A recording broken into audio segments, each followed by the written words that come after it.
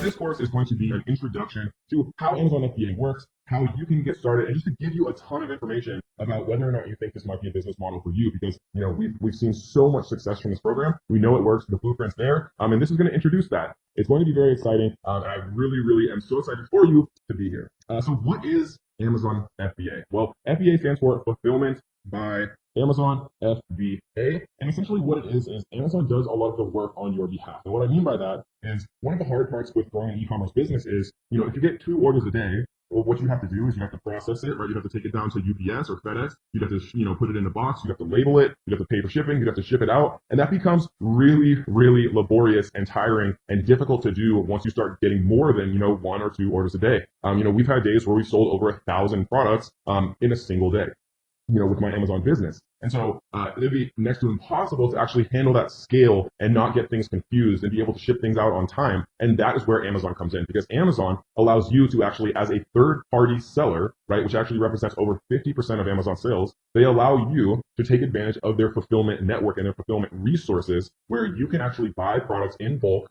from China, from a USA manufacturer, from wherever. You might buy 500 units or 1,000 units for $2 each.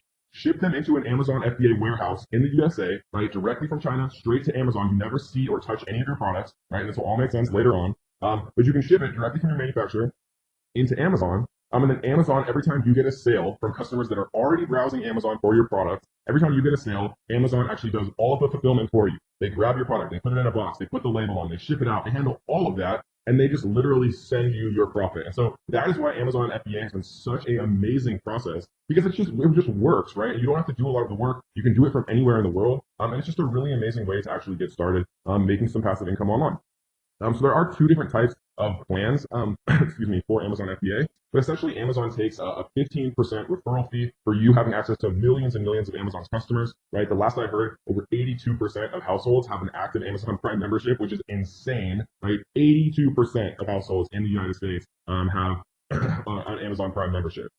So you can sign up for free as an individual seller, right? You pay a per unit cost every time you sell something, or you can join as what's called a professional seller, where I believe you pay $39.99 a month. And then you don't have any per unit fees. So if you're just getting started, you can sign up as an individual seller. You can always switch it to a professional seller later on once you have some inventory and things like that. So that way you're not paying, any money while you're waiting for your units to actually ship in. You can sign up as an individual. You can always change it later on. You can sign up just with your own, as a person with your social security number and things like that if you want to, or you can sign up with what's called an LLC, which is a business. All right, what is up, y'all? So this video is going to be about examples of perfect products to sell on Amazon, and I'm going to explain exactly why they're perfect, right? Because it's very important to understand and be able to conceptualize and picture why these products are perfect to sell on Amazon, kind of in your mind, so that every time you actually evaluate kind of an opportunity, with Amazon FBA and with when you're doing product research, whether or not you can kind of go through these steps in your head and say, okay, is this going to be a perfect product, right? So, a great example is scrunchies. Scrunchies probably couldn't be any cheaper to create. I would guess that this is literally like a piece of rubber with a very small amount of velvet or whatever it is. They're selling it for $10. I can't imagine this being more than 10 cents to create, if that, especially if you're ordering in bulk. And then, another thing that I like to think about is, of course, cost, right? But then breakability. You could probably package this in an envelope, and you could throw it against the ground 100 billion times, and literally it would not break. And then cost of shipping, right? So scrunchies are incredibly cheap, incredibly light. The cost of shipping would be nothing, whether it's by air or by sea. Shipping by sea, the weight doesn't matter as much, but shipping by air, the weight does matter, right? So sea is just volumetric. So if you're shipping, a blown up beach ball, it's going to be the same cost as if you're shipping, 20 bowling balls for the most part. But with air shipping, if you have incredibly light stuff, you can restock faster, especially if you have things that are very small, non-breakable, and extremely light, like scrunchies, for example, so you can maximize your profit margin. Another one that is a great idea, or was a great idea at a certain time, right? All the things that I'm showing now obviously are not the perfect products to sell now. I can't obviously reveal the perfect products to sell now, but these are a perfect example of a product that would be extremely giftable. I love gift products, gift style products, for a couple of reasons.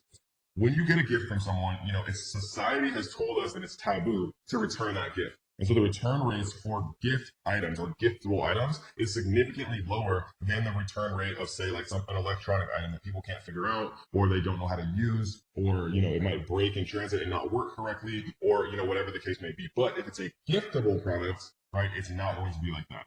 And this is a product that I've actually sold before. Scratch off a road map, and we were selling like, $30,000 or more a day, for all of December last year. And now like the overall kind of niche is much more saturated, and it's, not a great product to get into at this point. But when we got into it, it was an incredible product to get into. And we were selling, just silly numbers, in December, because everyone and their mother and their uncle and their aunt was buying somebody a Scratch Off map.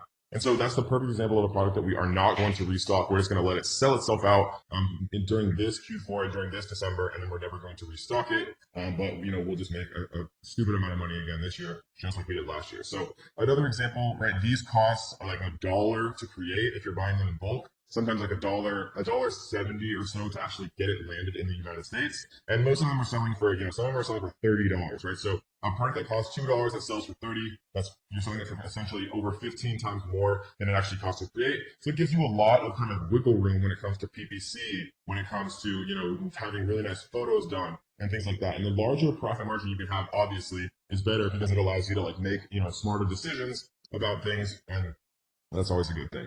So the ultimate example of the perfect Amazon FBA product at one point, right? It has the passion, it has the love, right? People are not concerned about price when they're buying a wedding ring replacement, a silicone ring, right? They're not concerned with price. Even though if you think about it, this probably costs a cent to make. This is literally a tiny piece of rubber. It's not breakable at all, right? It literally has, love and intrinsic meaning and emotional meaning. When people are buying things for their spouse, people that they love, their price sensitivity is incredibly low. This is definitely like a birthday present for dad, or a gift for uncle, or, whatever, I guess a gift for husband, or whatever the case may be, right? And it's literally tiny. You could fit probably 100,000 of these into like a carton, if you, depending on how you packaged it. It literally is never going to break. It weighs probably less than an ounce, less than a gram, or whatever it is, right? It weighs nothing, very non-breakable, costs nothing to make, has that intrinsic value, has that emotional connection, meaning, and has the giftability, right? So this is like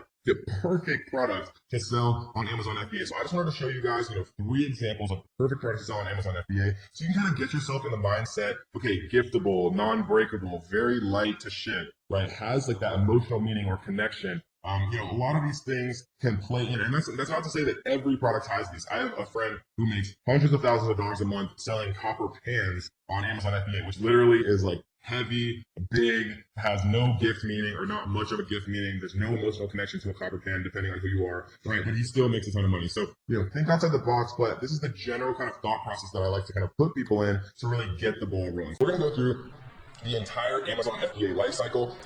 Part 1. Where we start, right? The beginning of the whole process is product research. Doing product research, finding a product that has, good revenue, that has between $7,000 and $30,000 a month revenue, generally is a good range. If it's slightly outside that, that's okay, right? But remember, refer back to the 5 steps of product research. Product research is part 1.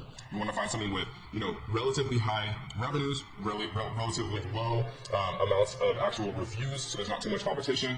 You want to find something that is not trademarked, something that has a relatively high number of monthly searches, and something that you've actually verified is getting sales using the iTrack 999 cart trick method. And you remember, you can rewatch all of module 1. If any of that didn't make sense, as many times as you want.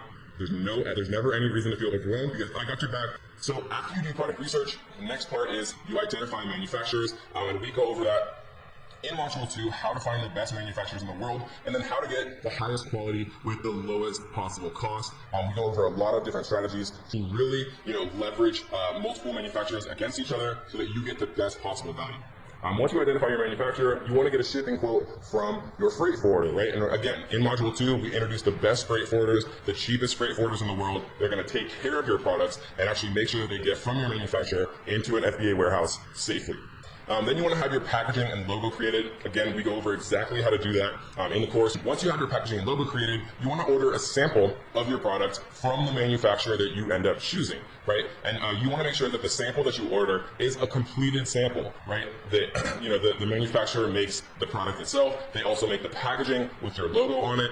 So it really does look how a final product would look. And a lot of people make this mistake where they order just a sample of the product instead of a final sample. And you want to make sure everything is perfect, that the packaging looks good, that they include your all the things that they should include on the packaging, that the product looks good, that it's high quality. Then once you have that product sent to you, that sample sent to you, then you can do product photography, right? You can either send it to yourself or you can send it to a product photographer. If you want to take those images yourself, you can. I definitely recommend using a professional service, which we talk about later on in the course. Again, every step of this entire process we go through in detail. I just wanted to kind of give you a summary up front so you understand that it's actually not that hard, it's not that overwhelming, and it's very, very feasible to do, which is why so many of our students have had so much success doing this.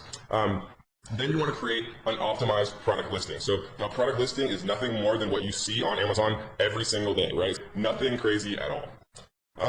So once you actually order your sample, get the product photography and create the optimized listing, what you're going to do is you are going to place an order, right? Once you get the sample, and the quality looks good, the packaging looks good, everything looks good, then it's time to actually place an order with your manufacturer. And when you first do that, you pay a 30% down payment. So let's say that, you want to order 1,000 units, the total cost is $1,000, just for math being easy, then you would pay 30% of $1,000, right? The total amount you'd pay is $1,000, but for the down payment, you would only pay $300 or 30% of $1,000. That gets manufacturing started, that gets the whole process started, right? And it's basically you giving a good faith to your manufacturer saying, okay, I'm gonna give you 30%, you make it all, and then once it's done, and once I've inspected it, and once it's all good, then I'll give you the final 70%. So when you place your 30% down payment, you want to make sure that you do that on PayPal. You want to use goods and services, and you want to populate that payment with a credit card. And again, remember, we're going to go through all of this in detail in the later modules. Don't worry at all. We're going to go through everything step by step. I just wanted to give you a holistic look. And then once you get the 30% down payment, they make all the units, and then when the manufacturing is completed, you get an inspection service, right? You can get inspection services for $99, super cheap. A third-party company comes in China, looks at all of the units, make sure that they're all completely good, that the quality is high, that everything looks perfect, and then once that final inspection passes, then you pay the manufacturer the final 70%, and everything is good to go, right? Once you pay that 70%, you tell your freight forwarder, which is the company that handles all the shipping, that everything's good. The freight forwarder picks it up from the manufacturer in China, and they actually ship it over to the prep center in the USA. One thing that's important to understand, which we're going to explain more in Module 2, is what's called FOB. FOB, right, or FOB shipping, basically means freight on board. If your manufacturer themselves are going to ship the products from the floor of the manufacturer once they're completed to the port in China, then the manufacturer is going to charge you a fee to do that, right? Because they're handling that element of the shipping. If you want to just make it super easy, just tell the manufacturer, no, once the products are complete, my freight forwarder will pick them up from the factory and then take them all the way to the FBA warehouse in the United States. If you'd rather get a freight on board quote, which means that the manufacturer is going to ship them from the manufacturer to the port in China, and then your freight forwarder is going to take over, then you would pay the manufacturer a very small fee to handle that small amount of shipping from the factory in China to the port in China, right? But again, to simplify things, once your products are actually completed, then just say, hey, freight forwarder, my products are done, they're at this factory, but they need to go to this warehouse, handle it, right? Shipping is something that I never want to deal with, so that's why I found the best freight forwarders in the world, that's why I share them with you, and that's why they can handle all of this for the best prices in the entire world. So once you inform the freight forwarder of the completed order, the product is sent to the FBA prep center, and then there's things like PPC and product giveaways, but those are good things, right? That means that your product is actually selling. That means that everything is going good. That means you're getting your product from obscurity to page one. Using services like Sonbase, using services like Pageoneify, all of which we talk about in the course. And now, congratulations, you are officially an Amazon seller making sales. So, yay! Again, I wanted to make this for you guys to make it super simple. Product research, find a manufacturer, get a quote from the freight forwarder to ship your products from your manufacturer to the USA. You have your packaging, your logo created. You order a sample to make sure everything looks good. Once you have that sample, you have a product photographer take beautiful pictures of it. You create an optimized listing. Once you get your sample, everything's good. Then you place an order with your manufacturer. You pay 30% down payment to get everything started. Once your manufacturer is done manufacturing everything, then you get an inspection to make sure all the units look good. You pay the final 70%. Once everything's done, you've paid, your freight forwarder picks it up from your manufacturer in China, gets it to the FBA warehouse in the United States, and then you are now officially an Amazon seller, ready to start making sales. This video is going to be about, should you borrow money to be able to actually expand your business faster? And the answer normally, guys, is it depends on you, right? Like, I'm very responsible with my credit cards. I financed my entire Amazon FBA business using credit cards when I first started. But it depends on you, right? If you're not good at managing finances and things like that, then maybe a credit card doesn't make sense. Maybe it only makes sense to use the money that you currently have. But for most people, right, I think it makes a huge amount of sense to actually use financing and borrow money if you do it in the right way, right? The best way by far to actually do this is by using what's called a 0% APR credit card. So you see right here the annual percentage rate, 0% intro for 15 months from account opening on purchases. This means that you can use as much of, let's say they give you a $5,000 limit. That means that they will give you essentially a $5,000 loan for 15 months for $0, right? For zero cost, no interest. Literally telling you that for the first 15 months, you can spend 100% of the money that they allow you to have to borrow, right? And you'll pay zero interest. That is a very, very good deal. It's very, very hard to find in the real world. And this is an incredible card also because you get unlimited 1.5% cash back. That means if you spend $100, right, you get $1.50 in cash back, and it starts to add up very quickly as you start to make larger and larger purchases. And you can, do all types of things. You can pay for your product photos with your credit card. You can pay the down payment for your actual product with your credit card. Sometimes you can even pay the 70% final payment with your credit card if you're using PayPal and you work out that you split the fees with your suppliers. We'll talk about in detail later on, right? This is the best possible way to borrow money and leverage yourself in a stronger way when you're actually starting on Amazon FBA, because usually the biggest restriction that I've heard from my students and that people have is availability of capital, right? If you had $10,000, $20,000, you could invest in more products, and the more products that you invest in, if you've done your due diligence, and you're actually putting in work and making sure that they're going to be a good product, the more good products that you invest in, the more money that you'll make faster. That's why I was able to make, over $1,000 a day pretty much instantly when I started Amazon FBA, because I invested in multiple products at once rather than just buying one product and, it taking 1 to 3 months for it to actually arrive in an Amazon warehouse and be able to be sold, right? So I was more impatient. I had a lot of confidence in myself, and I didn't have a course or anything like that. If I had this course, I would have put my whole life savings into products, and I would have made, a 7-figure business in my first 6 months. So this is what I recommend for sure. If you're not in the USA or you have terrible credit or can't get approved for this particular card, right? This is my #1 recommendation, no question. That's it, right? If you can get this, do it. Use it for everything. Get a second product, get a third product. Leverage yourself, right? If you're doing your due diligence up front, there's never a reason why more availability of capital would not be a good thing for you, because it just means that you can make more profit. If you can't get the Chase Freedom Unlimited card, it's the best, no question. 10,000 reviews, 4.5 stars, very, very good. If not, right, there's PayPal business loans, fast access to fixed payment business loans from $5,000 to $500,000. There's also PayPal working capital. Pay as you grow with PayPal working capital. Basically, what this means is as you receive PayPal payments, they take a percentage of those payments and pay it back to the working capital loan. This one is better if you have a pre-existing business and you're taking money in on PayPal. You can take a loan out and then pay it off every time you get a new payment in from PayPal. And so this is a good one if you have a pre-existing business and you're accepting PayPal transactions. Cabbage is another one, right? It's the same thing. Kind of as the small business loan for PayPal. Again, guys, though, you don't want to do these without knowing what you're signing up for, because PayPal and Cabbage and every other loan person in the entire world charges you an APR, right? And so you don't want to be paying an APR that's going to be higher than your actual profit margin. So if you're estimating that you're going to make 40% profit margin, right, and you're going to make that in 3 months, maybe it still makes sense to take out a loan, even if it's like a 16% APR. So read the fine print, right? These are some much significantly less enticing options, but they are options that I've had students make work, right? Because if you're making a 40-50% profit margin on your products, then taking a loan out to get that product that you're paying 16% on, you're still obviously making an additional 30% profit that you wouldn't otherwise be making, and you're able to expand faster. But again, the best possible way and the best possible method that I've ever found is 0% APR credit cards. I know that I provided you value, so what I want you to do is to like this video. I want you to leave a comment on this video. If you guys haven't already, make sure you subscribe, turn on notification bells, so that you will be the first person to be notified every time we drop a brand new video. This is the fun part of the course. This is Amazon FBA product research.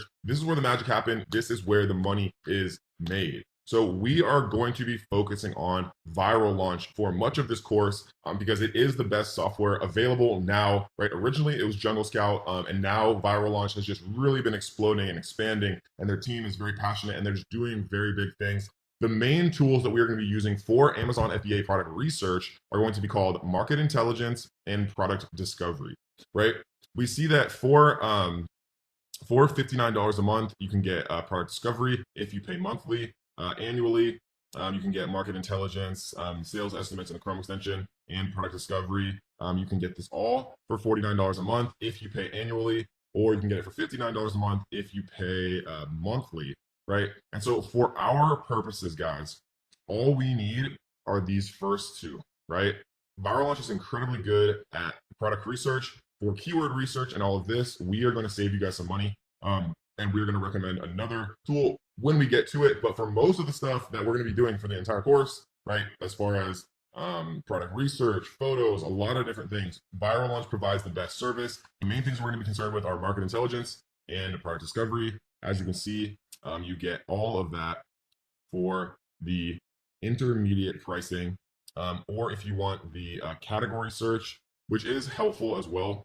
You can pay for the $79 a month option. But for most of us, right, what's going to be the best kind of deal is either intermediate or advanced, right? So one of these two. I generally recommend people who are serious about this to just go ahead and grab the advanced option.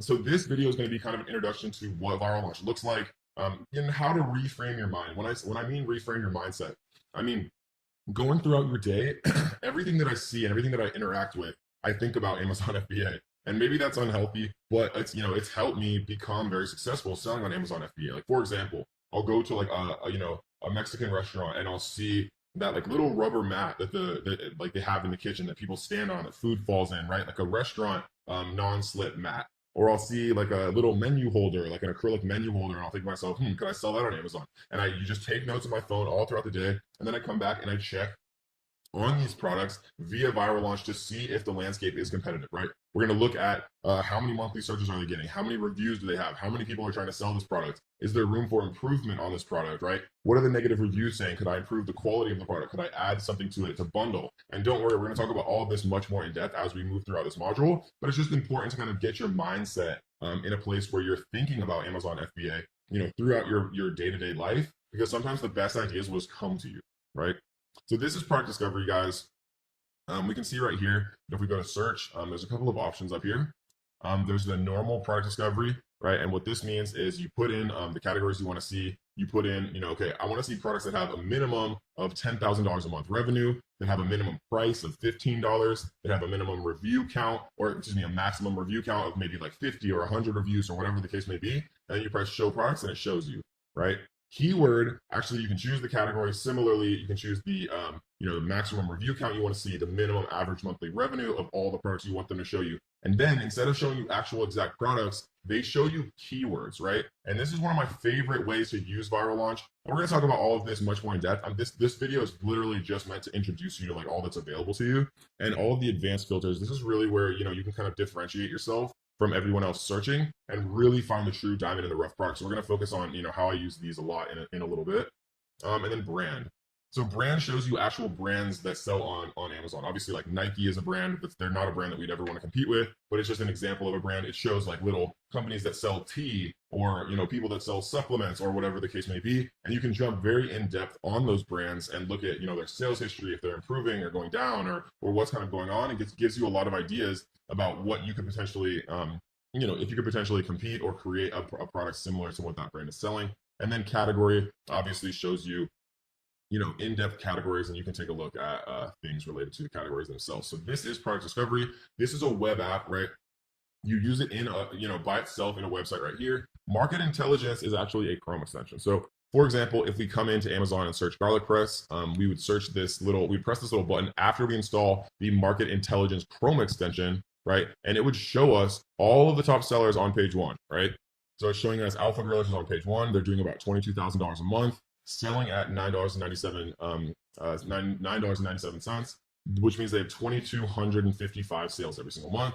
We can see how many reviews they have, their review rate, right? Their review rating, like what their average reviews are. A lot of different stuff we can really see here. We can even see net profit estimates, but these are very, very inaccurate in all software, right? Viral Launch does a good job of this, but you can never rely on net profit because it's impossible for them to calculate that, for anyone to calculate that, because they don't know how much your cost of goods sold are. They don't know how much you're paying for shipping. So it's a good baseline, very, very general idea, but you need to do the calculation yourself. And we'll teach you how to do that in a little bit. We're using a tool called the Amazon FBA fee calculator.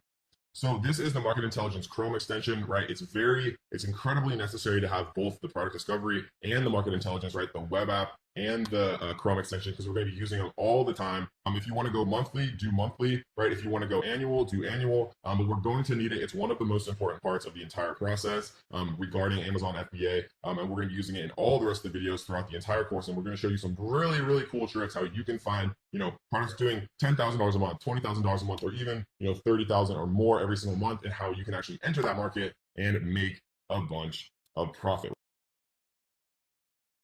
Let's get into Seller Central, guys. This is where the magic happens. This is where all the money is made with Amazon FBA. And it does look a little bit overwhelming at first, but I promise you guys, it's actually not that bad. And we're going to go through all the things that you're going to be able to need, that you're going to want to need most. You don't have to have your Seller Central name the same as the name of your LLC. Right? It can be different. What is important for it to match, and we'll go into this more later on, is that your Seller Central name, right? The name of your store. And we can actually look really quickly at like an Amazon store just so you guys kind of see what I'm talking about. So this is what an Amazon store is, right? Let's just type in malls. What you'll see is the name of the actual seller right here is Click and Play, right? And so that does not necessarily mean that their LLC is called Click and Play. It could, but it doesn't mean that. What's important is you want your Amazon Seller Central name, which you set up when you sign up for your account. You want that name to match what you trademark. And so they probably are going to trademark like Click and Play products, right? Like the actual word mark, which again, we'll talk about later on, so don't worry about it. But what this allows you to do is it gives you protection if your Seller Central name matches your trademark. If people are trying to hijack onto your listing, again, which we'll talk about in a little bit, it just makes things easier. When you register for a trademark, it allows you to get a brand registered. It allows you a lot of protection against, scummy people who want to do you wrong on Amazon if your Amazon Seller Central name matches your trademark. So don't worry about any of that right now. Remember, we're going to go through the entire course before we actually do or implement anything so we don't make mistakes. But it's just something to keep in mind that you want your Amazon Seller Central name to match what you're going to eventually file a trademark for to protect yourself from people that are trying to do you wrong. So this, guys, is Seller Central. This is actually a live account that I used to have. We had a couple of test products in here. This is going to be the Seller Central account that is actually going to be used throughout the entire course. So we see that we actually have some stuff live here. We're selling a conversion ping pong table set, which actually does incredibly well. We're selling a 24-inch round color spinning prize wheel, and we're selling some Moscow mules and some other stuff that are out of stock. And so this is Seller Central, guys. This is what you're going to see every single time you do log in. And so most of the stuff that we're going to be using, guys, is in the manage inventory right here, right? This is where you add products. This is where you add variations. This is where you do a lot of stuff that we're going to talk about a little bit later on. We don't often use this pricing dashboard because you can actually just set the price in the edit screen, which is how I do it myself and how I teach people to do it. Orders, you don't really use as often. This is more for what's called FBM, right? Fulfilled by merchant. If you're actually like shipping out like handmade towels or something from, wow, my examples are so bad. If you're shipping out like handmade pillows from your house, right, and you're shipping them out one at a time, then you might use manage orders more often, or if you have to deal with like customer service and stuff like that. But this is more so for FBM, which is fulfilled by merchant. We are all doing FBA, which is the much more scalable option, right? Because if you FBA stands for fulfilled by Amazon, and so what that means is if you sell 1 unit a day or you sell 1,000 units a day, Amazon will fulfill all of those for you. You don't have to go to FedEx or UPS and actually package all this stuff yourself. And so we're not going to use orders too much. Advertising and inventory are definitely the two things that you're going to use most often. We're going to talk extremely in depth about the advertising section later on in the course when we actually go into marketing. We're going to talk about how to sell things via Amazon's internal platform, Amazon PPC. Right? We're going to talk about how to sell your products on Amazon with Instagram. We're going to talk about how to sell your products on Amazon with Facebook ads, the best way. We're going to go super, super deep into marketing, and we're telling you everything that you possibly need to know about that. This is just meant to be kind of a introduction to Seller Central, just so it doesn't look as overwhelming, right? And then obviously you have some reports here, which we're going to talk about later on, and then performance if you ever have any issues like with your account or claims or anything like that. And so that, guys, is the overall kind of little tutorial. Really quickly, I want to jump into the edit section because, again, this does look a little bit overwhelming for people when they first start out, but it's actually not that bad. Right, so this is where you put your title, very simple. This is where you put your manufacturer, your brand name, things like that. If you have any variations, but variations aren't available for this category, this is where you set your offer. If you want to put a sale price, right? If you want to say, well, it's normally $250, but we're going to have a sale price of $199, right? So Amazon would show a strike through here, and this would be the final price that your customer would pay. Most of this stuff is inapplicable to these type of products. Like if you're selling things with lithium ion batteries and things like that, or if you have applicable dangerous goods regulations, right? But that's obviously not applicable for a ping pong table. This is where you put your images, very self-explanatory, obviously. Your description, right? These are kind of like the bullets that show on an Amazon listing and things like that. And so this is where you put search terms and things. And that's pretty much it, guys. It's very, very simple. And most of the time that we spend in Seller Central, again, will be in the inventory section and in the advertising section. So that is your overview for Seller Central, guys. All right, guys. I hope you're ready to learn. I hope you enjoyed Module 1. I hope you just got absolutely flooded with good ideas on how to find your first profitable Amazon FBA product. Because in this module, we're going to be teaching you how to find the best manufacturers in the entire world to actually create your product, right? Because the relationship that you have with your manufacturer will be one that is either very good or very bad. And I'm going to teach you how to guarantee, at least as much as it's possible to do, that your relationship is going to be a good one with your manufacturer, right? So this, guys, is Alibaba. For those of you who've never seen this before, welcome. Alibaba is a massive, multi-billion-dollar company created by Jack Ma and a bunch of other people. This is most of the things that you see in your house right now. Most of the things that you're probably wearing on your body were made from manufacturers that are listed on the site, right? This is basically like a massive directory of manufacturers, most of which are based in China, but there's also like Alibaba Vietnam and like Alibaba India, and lots of different kind of versions and outfits of Alibaba, because like I said, like they're mainly like a directory of manufacturers that can pretty much produce anything. So, you could do Alibaba Vietnam, Alibaba India, but most of the time I just use normal, good old-fashioned Alibaba. And that's what we're going to talk about today, specifically how to find manufacturers and what to look for to, make the chances that your experience with a supplier is good. Right? Supplier, manufacturer, kind of the same thing. What you don't really want is a wholesaler. You don't really want to work with any middlemen, right? You want to find the person that's going to give you the absolute lowest possible price, and you want to work with them, right? Because the lowest possible price means more profit. So let's actually dive in on exactly how we're going to find the best manufacturers in the world.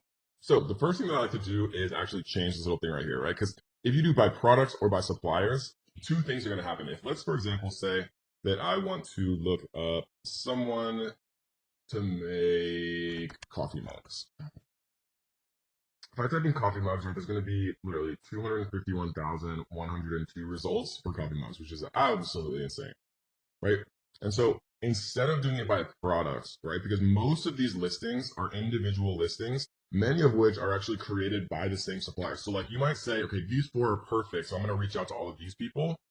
But what you might find out is you're sending 4 different emails to 4 different listings, but they're all going to the same supplier. So what I like to do instead is never ever choose wholesaler, just choose supplier, coffee mugs, and type in search, right? And now instead of 251,000 results, there's 100 or 1,902 suppliers, right? It makes it much easier, and significantly it'll save you a lot of time kind of doing it this way, rather than kind of wasting your time and sending 251,000 emails. This video is going to be about how to actually ship your products from China directly to the manufacturer inside of an Amazon FBA warehouse in the USA. And so how you actually have to do this is a little complicated at first for some people, but if you actually think about it logically, it makes a lot of sense, right? Because what ends up happening eventually is you need to have a barcode to send to your manufacturer to actually create like a little sticker and put it on each box so that your inventory is completely ready to be scanned in by Amazon when it actually arrives. Because you're never actually getting the inventory. Like, they don't ship it to you and you ship it to Amazon. Your manufacturer ships it straight to Amazon, and trust me when I tell you, you want it that way. And so, in order to actually ship your products from China to Amazon FBA warehouse directly, you have to have like all of your barcodes and things kind of figured out, and then you basically just send your supplier an email, with the carton labels and with the UPCs to actually put onto the product itself. And so, how we're going to do this is we're going to go to add a product, and we're going to create a new product listing right here. And let's just use the example of a coffee mug. We're gonna choose coffee mugs right here, and it auto-populates this little thing, this little kind of template menu thing, vital info, right? Product ID. So there's a couple ways to do this.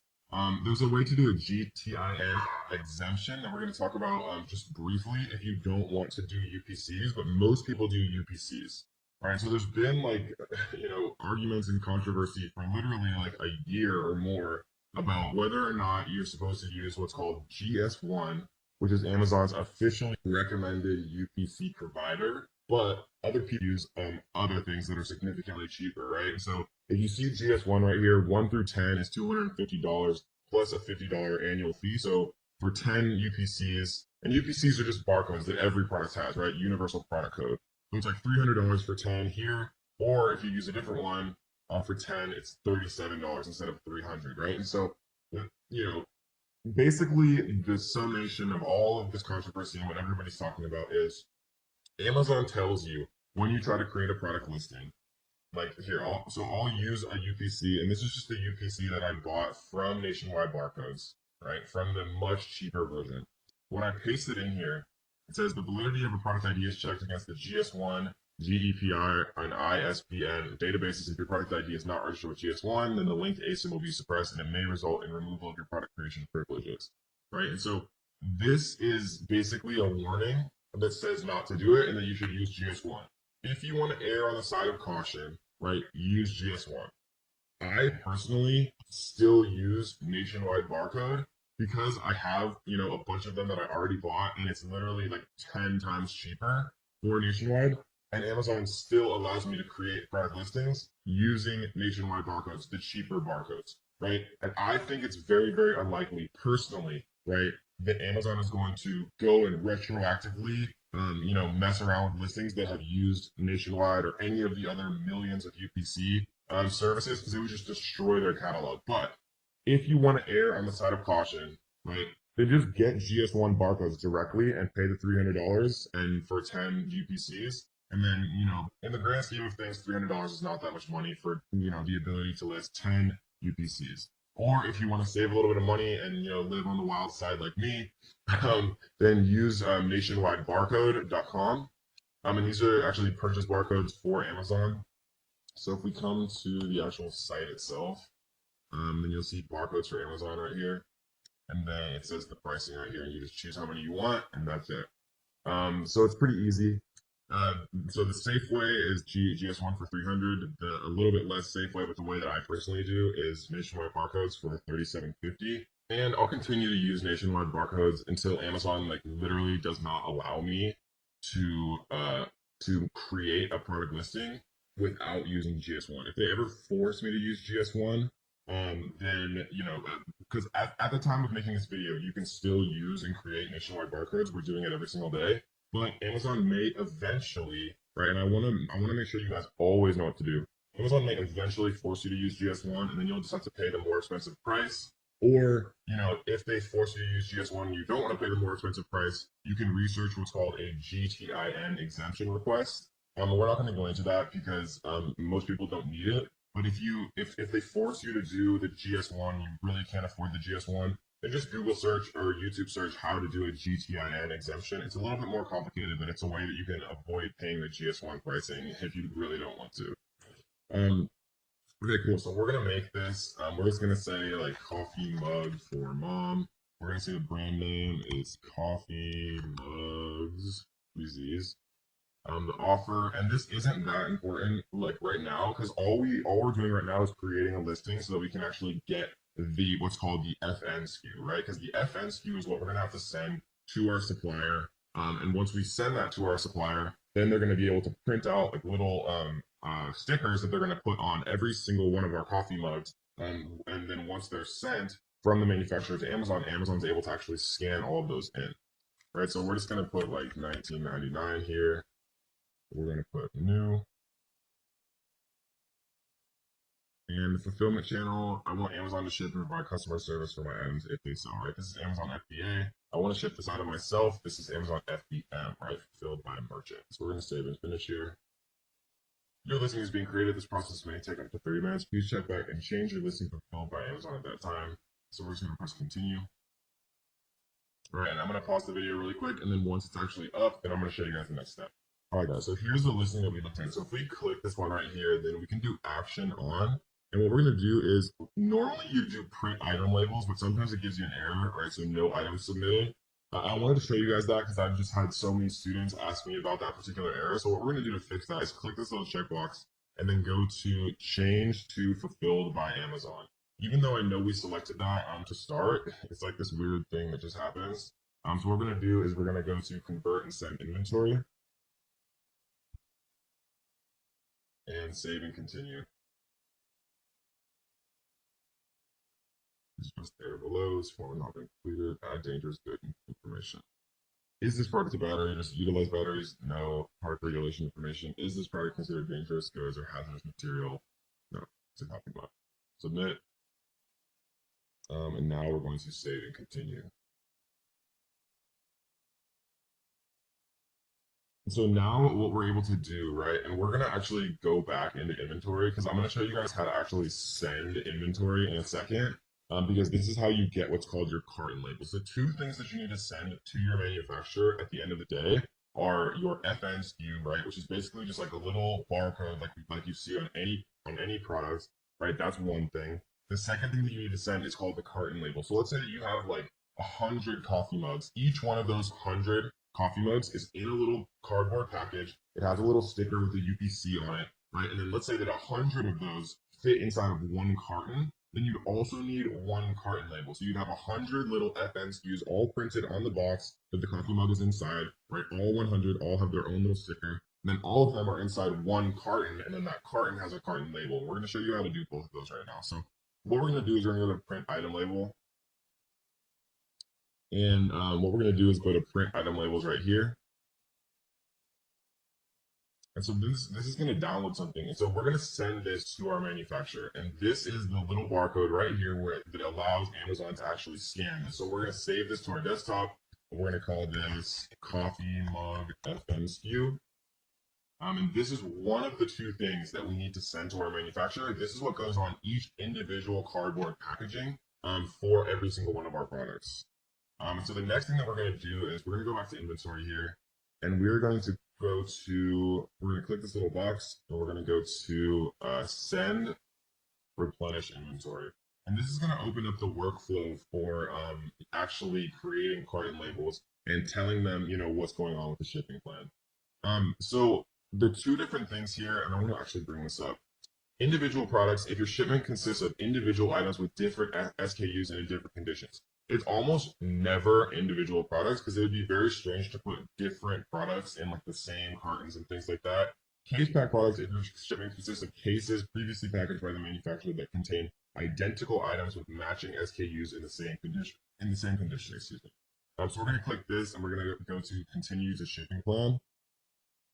And what we're going to do is we are going to actually fill this out. So your supplier is going to be able to tell you how many units are coming, per case, they might say, yeah, well, okay, so 48 units fit per case, and you guys ordered 200 or whatever the case may be, so there's going to be a number of cases, right? So something that I like to do actually, and this is a good little note to take down, is you want to ask up front how many units are going to be in each case, right? Because and the reason that I say that is because if they say 48 units fits per case, but you order 200 units, then there's going to be that awkward 48 times 4, right? So there's going to be like 8 missing units, and then it just gets a little tricky. Instead, order 48. If they say there's 48 per case, right, or per carton, then order 48 times X, like the number of cartons that you want to reach that number that we taught you how to do when you're actually inventory forecasting and choosing how many products that you want to sell to be able to sell, and factor in giveaways for that 90-day or that 3-month period. So let's just assume that they said there's 48 units per case, and let's say that we wanted to buy 48 times 4, then there would be 192 total units here. Your supplier is going to be able to give you the measurements in inches. I usually just keep it inches. They usually give it to you in centimeters, but I'll do inches. So let's just guess that it's 12 inches by 4 by 6 or something like that, right? Let's say that it's 0.5 pounds. And again, your manufacturer is going to tell you exactly, what's going on with this, so you can just like literally enter it. So we're gonna go save, and then continue. And so we are going to prep this, right? Because how I prefer to do things is your manufacturer literally does everything. They package it, they put the UPCs, they put all the codes, everything that you need onto it, and then they just ship it completely finished and ready to kind of be ready to roll to the manufacturer. And so we're going to go to continue. And for this one, all products must have a scannable barcode for non-commingled products. An Amazon product label will need to be affixed to each unit. You can print off and apply the labels in this page, or have Amazon apply the labels for you for a fee. All right, so we're going to go to continue. And it's going to create your shipping plan here, right? And you can call it whatever you want. You can say like coffee mug shipping plan. And then it's going to show you ship to LGBA Rialto, California, right? And so this is going to be the actual address that you're going to ship to. And so we're going to approve the shipment here. And then kind of the last thing that happens here is it's going to give you the carton labels, right? And all of this stuff you can actually just work out with your freight forwarder. And so I'm going to talk about exactly who we use and who we recommend for freight forwarding.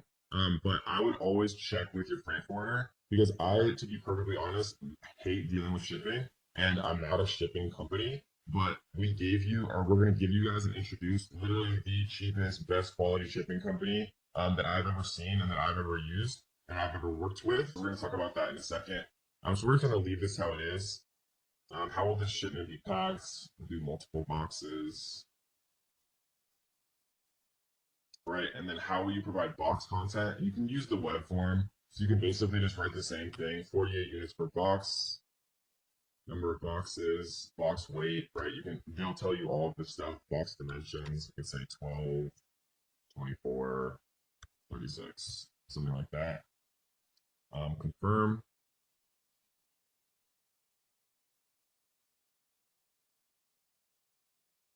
So you can calculate the shipping charges here. And then this is basically going to give you your shipping fees. I agree to the terms and conditions. And then you press accept charges, right? And then you can print the box labels here. And the box labels are your carton labels. So I'm not actually going to do this because this is just like an explanatory. This is just an explanatory kind of tutorial. I'm not actually creating a shipping plan. And Amazon would actually charge me if I click this button. But you just press this button. Right, and then the last thing you do is print box labels, and the two things that you're sending to your supplier are the box labels or the carton labels or whatever you want to call it, and then also your FM SKU that we downloaded that I showed you exactly how to do. And those are the two things that your supplier needs to be able to, properly label all of your individual products and then properly label the cartons that your products are inside. So that is a shipping plan. That is generating an FM SKU from a UPC, right? We talked about GS1. We talked about nationwide barcode. We talked about the GTIN exception if you're really not trying to use GS1 and they are disallowing sometime in the future using nationwide barcode. In this video, we're going to talk about how many units to order on your first order, right? Because this is a question I get all the time, and it's very important because I think a lot of people have the misconception that they should order 500 units, right, or 100 units or something crazy like that. And we're going to talk about mathematically how to break it down because it depends on what product that you're going to invest in, what niche that you found, what you think is going to be a good product after doing your due diligence, right? Because, whether it's a garlic press or something that sells much more popularly or something that sells much less so than a garlic press, obviously you'd want to order different quantities, bearing in mind the long-term storage fees of over 180 days. So let's teach you guys exactly how we're going to do this. So we are going to come in and type in garlic press, obviously, which would be like the highest volume keyword related to the garlic press niche. And what we're going to do is we're going to run market intelligence here. And we are going to take this whole thing, right, the first 16 on page 1, and we are going to export.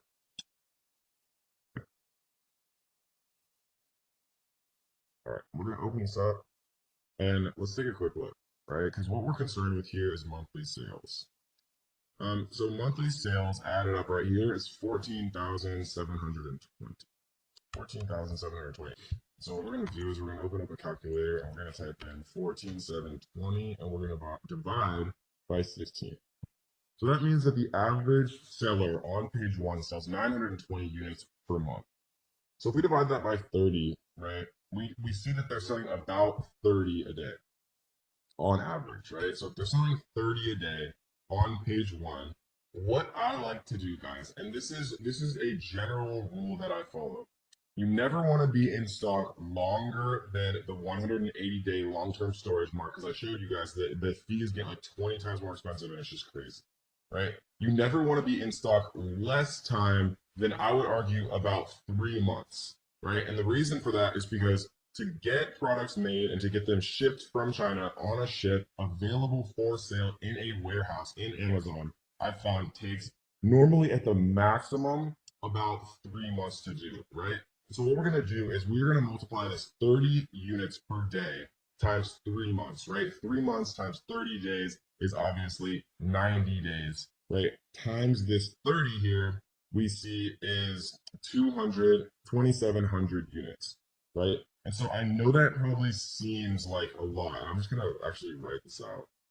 30 units per day times 90 days. Right, so 2,700 units probably seems like a lot because people have like this weird misconception in their brain that they want to do 500 units to start.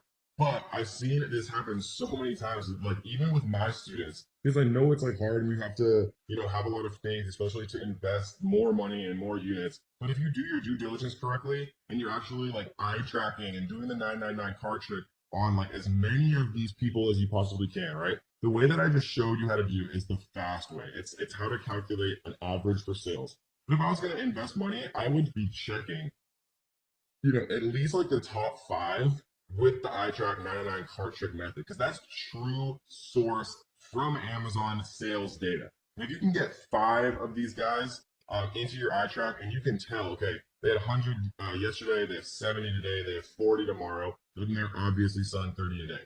If you know for sure from the iTrack and the 999 card trick method on like a niche that you're going to enter, I feel 100% confident making this calculation. I feel 75% confident using market intelligence. It's the best piece of software, right? I trust them a lot from a sales perspective. And if you average out everybody on page 1, it gives you a better idea of what's going on. And if you want to be super slick with it, you can exclude these little ones right here that are review outlier and sales outlier. So we see that they have 3,700 and everyone else has significantly less right here. And so, generally I'd like to err on the side of caution. And so I would probably take out like the top maybe 2 from a sales perspective that are high. And I might take out like the top 2 that are low. So we see that that one is pretty low, and we see 220 is pretty low. So if we do this, and we export it, and this is like erring on the side of caution. I prefer to err on the side of caution, to be honest. We see now that I don't think this actually got removed. So this is or blue, so we'll just remove it manually. Or blue, Uber chef, we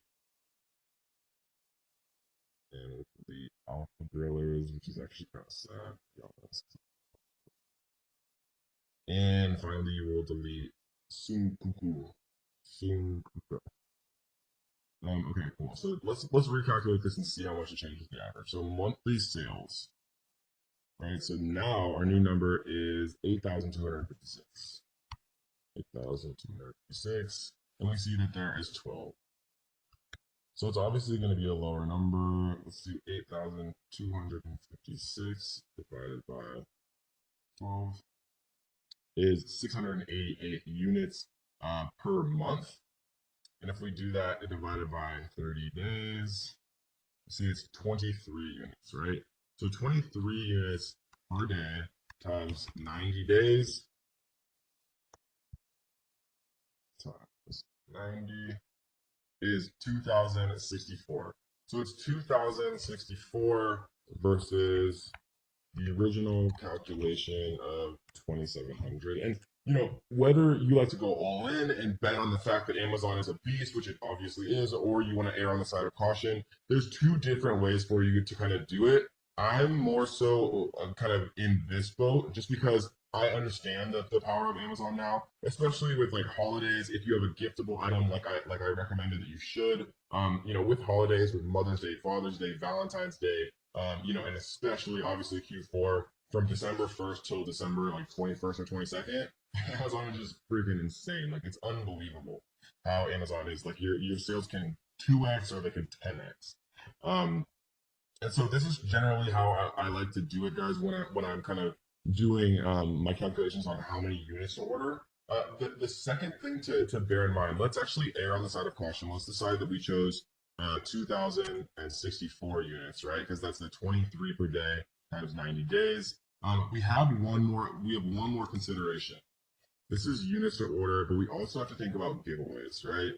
And what giveaways are is the way that you artificially boost your listing to page one. And things have been changing a little bit, but I really don't think that Amazon's going to be able to get away from giveaways. Giveaways are probably either going to stay similar to how they are now, or people are going to have to figure out how to sell their products at full price. And then people are going to be reimbursed on PayPal, and the same type of like sales velocity is going to happen. And if this sounds like complete gibberish to you, don't worry, because we're going to talk about this really in depth in the launch module, how to get your product to page one, because it's a super important part of being, you know, a successful seller on Amazon. So these are the 2,064 units, but we actually have to think about one more thing.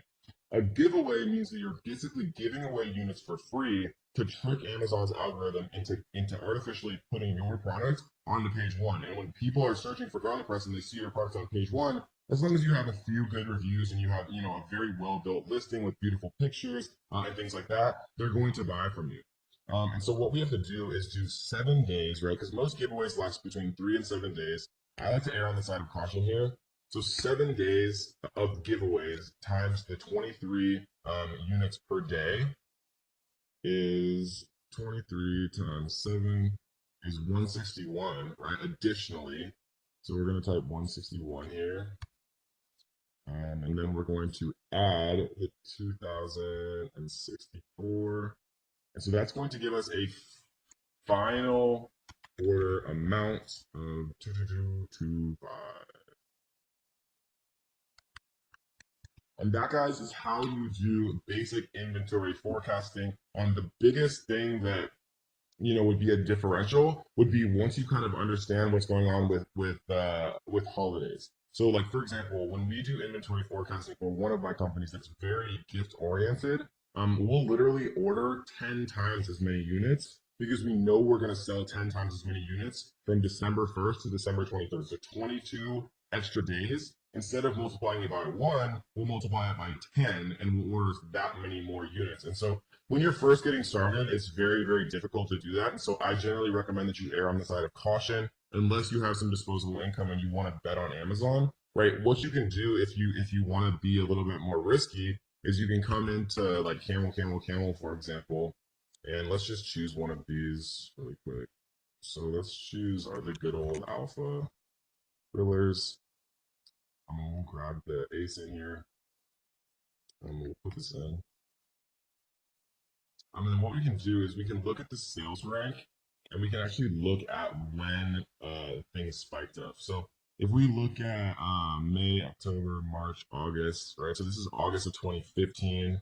We see September of 2017 here. So we see that there's no major change for this particular product with the BSR. It's very, very consistently extremely high, right? So it's been selling a ton all year round. There's no major spike for Christmas, but like for example, if we went in here and typed in like Christmas stockings or something like that,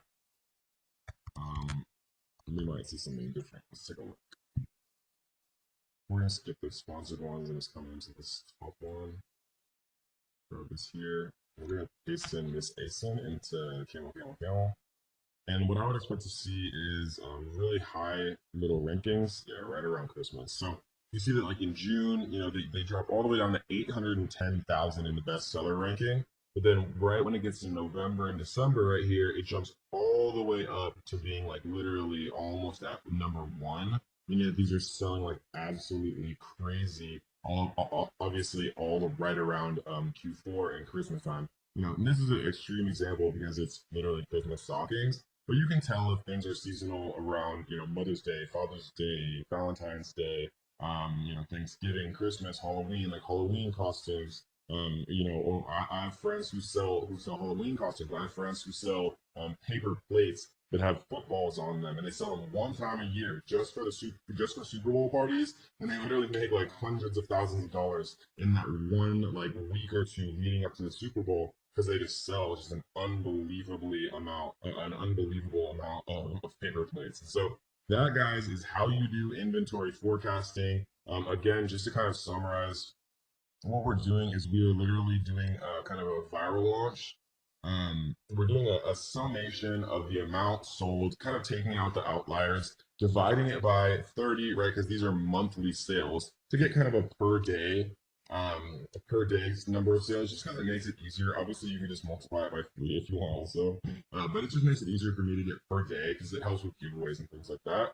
Once you have per day, then I multiply it by 90 days because I like to have 3 months stock. I like to order 3 months stock because that's generally how long it takes to reorder. So once you kind of start to get low, a little bit lower, then you reorder, right? Once you kind of get that, once you get your feet wet, once you feel those sales, once you kind of start to see, okay, this does work, I can make a bunch of money doing this if I'm doing things correctly, then you'll start to get a sense of how many you're actually consistently selling, how many you start to sell for holidays and things like that. And then if you're riskier, you can look at camel and Google Trends and things like that to see and try to guess on maybe ordering more units. But sometimes it's fun selling out and just not having like the kind of stress and feeling like you're ordering way too much. And so that's kind of how you order for 90 days. You never want to reach that 180-day long-term storage, guys. Welcome to module 3, where we're going to talk about how to make a perfect listing, or as close to a perfect listing as it's possible to do. We're going to talk about a lot of different resources, the software that I use that is super, super key to creating,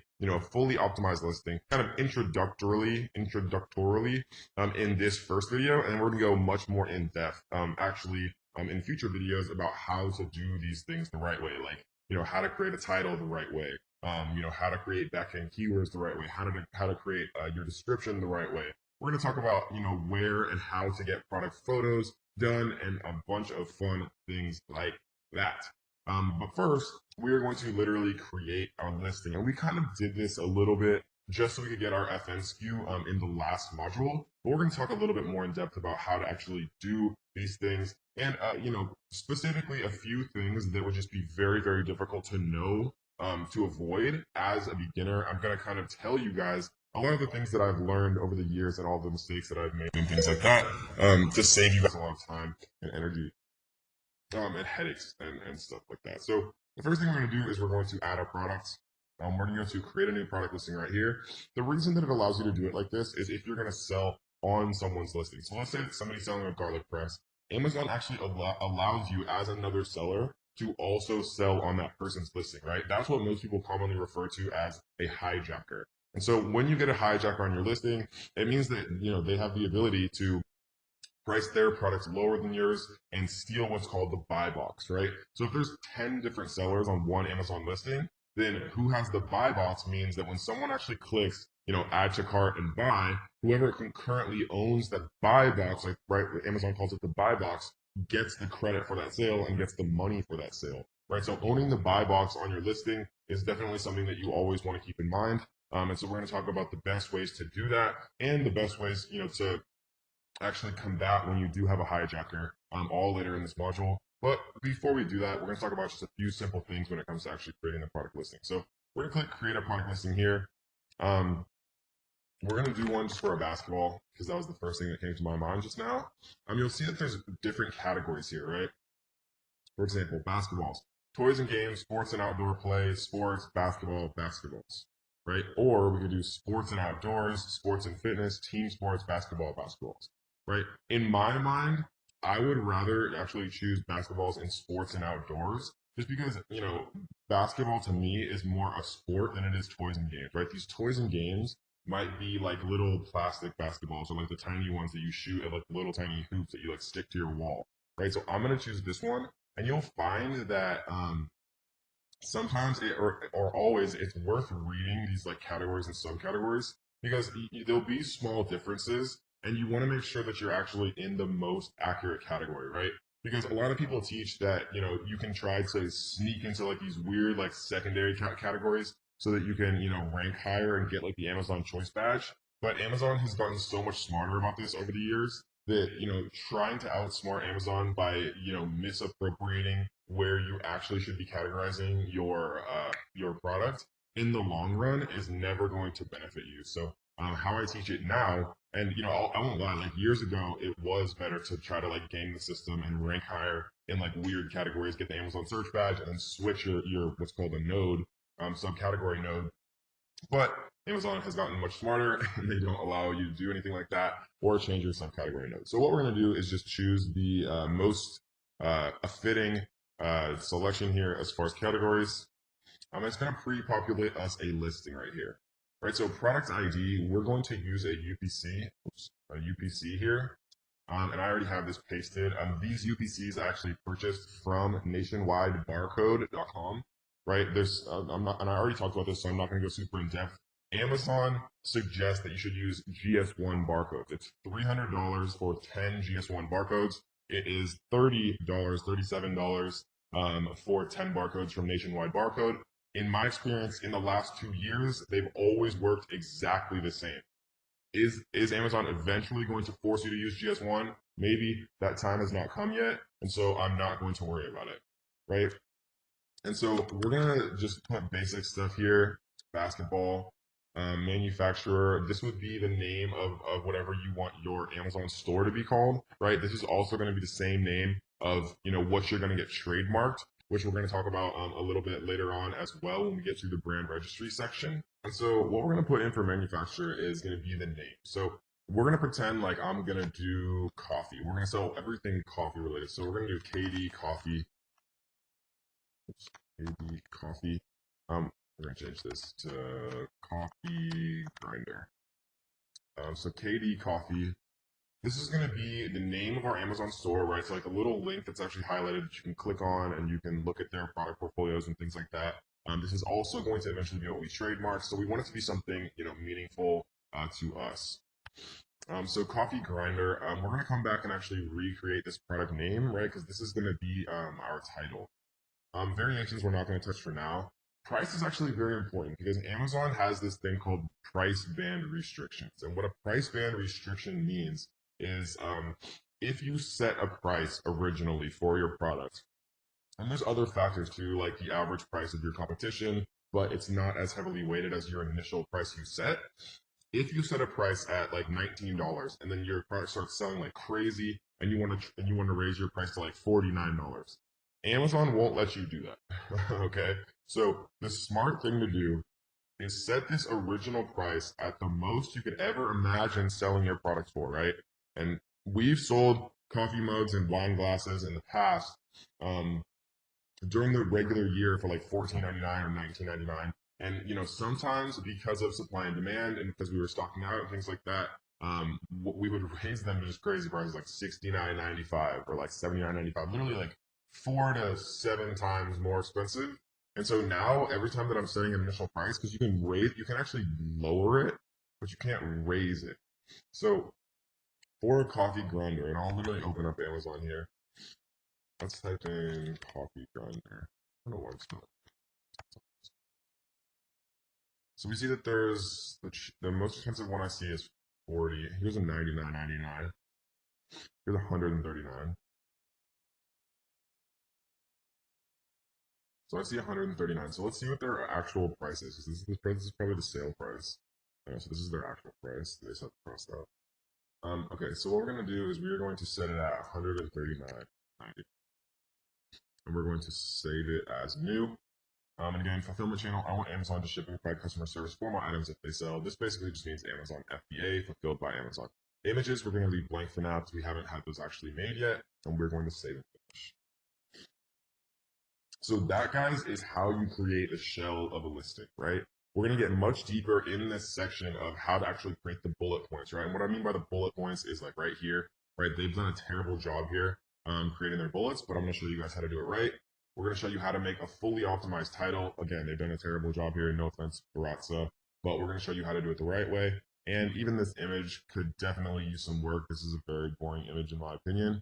And so we're going to tell you the best way to actually get product photos done. And we have, of course, very, very steep discounts to have them done for you in the best possible way. So that, guys, is a very basic introduction as to how to create your product listing the right way, how to categorize it the right way, how to make sure that you don't end up facing, trouble with price band restrictions, which hopefully you'll never even have to think about if you watch this video and listen to me, but it has, it's devastated certain people outside of my course in the past. I've seen it all the time where somebody tries to raise their price and they lose their own buy box, right? Even though they're the only seller on a listing, they'll still lose their buy box. And I know that sounds crazy, but you guys will never have to experience it if you just set your price very high to start, and then we can lower it and we can set a sale price when the time actually comes. Well, we're going to be discussing how to get reviews and launch your Amazon products the right way to get to page one fast. And when I say get to page one, I basically mean, when you type in garlic press, the first page that you see is, quote unquote, page one. It's by far the most purchases for any specific product category or product keyword. They occur on page one. Because if you see, nice looking products with good reviews, nice pictures at a reasonable price, you buy it. Right? Most of the time you don't scroll to page 2 or scroll to page 3 or anything like that. And so kind of how this process works, guys, and it's very important to understand this, is kind of in a sequence of 4. The first step is setting up your email sequences. Email sequences basically like once somebody purchases from you, you can send them automatic emails saying like, hey, thanks for purchasing that awesome garlic press. I hope you like it and enjoy it, right? And then 3 days later, you can say, by the way, if there's any issues with it at all, like feel free to email us, right? Because if you can get people to email you rather than, leaving a negative product review if they have some like small issue or it breaks or something, it's almost always worth it to do that. And then you can send one 5 days later, 7 days later, like asking for a review and things like that in the right way. And so we're going to talk about like some tricks and some hacks that I've learned over the years to actually set these up kind of correctly and, just do things in a way that's going to prompt the most interaction from the customer. Because if you can get people to interact and actually open and read your emails, they're going to be much, much more likely to actually purchase, or to actually, leave you a review and things like that. And so how it works, guys, is you set up the email templates. Once you set up the email templates, then the next step really is getting those first initial reviews, because getting the first initial reviews is very, very difficult. The best ways to get reviews, right, are through the Amazon Early Reviewer Program. This is the best way to get reviews. Basically how it is Amazon incentivizes people who purchase from you to actually leave a, quote unquote, honest review, and Amazon gives them like a $1 to $3 Amazon gift card for doing that. Basically, it gets you up to 5 reviews, and they incentivize people with $3 gift cards. You aren't charged until you receive a review through the program, and enrollment covers an entire SKU variation family. Amazon offers rewards, blah, blah, blah. Okay, cool. So you basically pay, I think it's $60 to get your first 5 reviews. They're very important. Having reviews is very important for when you actually like launch and go live and things like that. And so you want to set up your emails first so that every customer who buys from you actually gets your follow-up emails and is much more likely to review and do the things that you want. And then you set up the Amazon Early Reviewer program because as people start to buy from you, the Amazon Early Reviewer program will incentivize them to leave reviews that are okay by Amazon because Amazon has become increasingly strict and, for lack of a better word, whack AF about reviews, and they've been really clamping down on everything related to reviews. And so we're going to go through the best service that is coming up with some very intuitive and innovative ways to help collect reviews, because nowadays getting a review is almost basically contingent on having a full price sale. So like when you're running giveaways and things like that, those reviews have been sticking and less and less. And what I mean by giveaways is, incentivizing people to purchase your products by offering them at like 95% off or whatever it is. We're going to get to all that later on. I just want you guys to kind of understand the process. So email sequence first, so everyone gets your emails. They're much more likely to leave reviews. And then you want to set up the Amazon Early Reviewer program, right? Then you actually set up your giveaways. So under advertising here, we're in promotions. We're going to talk about giveaways. And so basically the giveaways that we're going to be using are, percentage off giveaways where you can, where you can say, okay, well, this product we're offering, 100 of them for 95% off. And the reason that you do that is by basically you trick Amazon's algorithm into thinking that you're having sales every day when really you're giving away products because they register the same. Amazon has recently changed some of how they actually interact in that way. And what I mean by that is, you used to be able to, like, let's say that the person in the first position on page 1 was selling 10 units a day. You used to be able to give away 11 units a day for anywhere between 3 and 7 days, and then you'd outrank them because Amazon would say, okay, well, you're selling more than they are. That has changed recently, and Amazon has still not settled on what they're going to do. And so, the service that we've been using is kind of the leader at this, where, they're mixing in some external traffic. Amazon heavily rewards external traffic, mixing in some full price, quote unquote giveaways. And how that happens is somebody buys your product for full price and then, you reimburse them. You basically pay upfront to the service and then they reimburse all those people who buy your product at full price. And then you basically pay them back. And so we're going to talk about all of that later on. I just want to introduce this. So the next part obviously is promotions. We'll set up promotions. And then the last part is turning on PPC when you launch a product. Because you want to, once you have your email set up, once you have your Amazon Early Reviewer program, once you set up your promotion and you're starting to run it, then you want to turn on PPC. Once you're starting to get some organic rank and Amazon's trying to figure out what to rank you for as you're starting to launch and giveaway, launch your product and run giveaways, you want to launch PPC kind of at that same point. Once you have, I start PPC immediately. Some people recommend starting PPC once you have like between 1 and 5 reviews. Obviously you're gonna waste a little bit more money starting PPC immediately. But I just do it because, I'd rather launch a day faster and waste a little bit of money than not waste anything and launch, once I have reviews. Because it can take like 3 to 5 days or even longer sometimes to get your first review with the Amazon Early Reviewer program. I know that I provided you value, so what I want you to do is to like this video. I want you to leave a comment on this video. If you guys haven't already, make sure you subscribe, turn on notification bells, so that you will be the first person to be notified every time we drop a brand new video. If you want to learn more, I do have a completely free course, and there will be a link down underneath this description, guys, completely for free, 100%. So I hope you guys enjoyed this one, and let's get to the next.